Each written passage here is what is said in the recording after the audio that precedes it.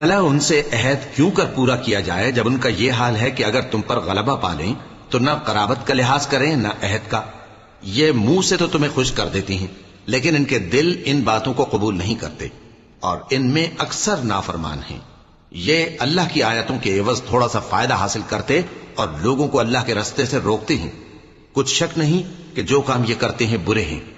یہ لوگ کسی مومن کے حق میں نہ تو رشتہ داری کا پاس کرتے ہیں نہ عہد کا، اور یہ حد سے تجاوز کرنے والے ہیں.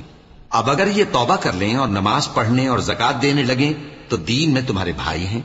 اور سمجھنے والے لوگوں کے لیے ہم اپنی آیتیں کھول کھول کر بیان کرتے ہیں. اور اگر عہد کرنے کے بعد اپنی قسموں کو توڑ ڈالیں اور تمہارے دین میں تانا زنی کرنے لگے تو ان کفر کے پیشواؤں سے جنگ کرو. ان کی قسموں کا کچھ اعتبار نہیں ہے. عجب نہیں کہ اپنی حرکات سے باز آ جائیں. بھلا تم ایسے لوگوں سے کیوں نہ لڑو جنہوں نے اپنی قسموں کو توڑ ڈالا اور پیغمبر کو وطن سے نکالنے کا ارادہ کر لیا اور انہوں نے تم سے عہد شکنی کی ابتدا کی. کیا تم ایسے لوگوں سے ڈرتے ہو؟ سو ڈرنے کے لائق تو اللہ ہے اگر تم ایمان والے ہو. ان سے خوب لڑو، اللہ ان کو تمہارے ہاتھوں سے عذاب میں ڈالے گا اور انہیں رسوا کرے گا اور تم کو ان پر غلبہ دے گا اور مومن لوگوں کے سینوں کو شفا بخشے گا.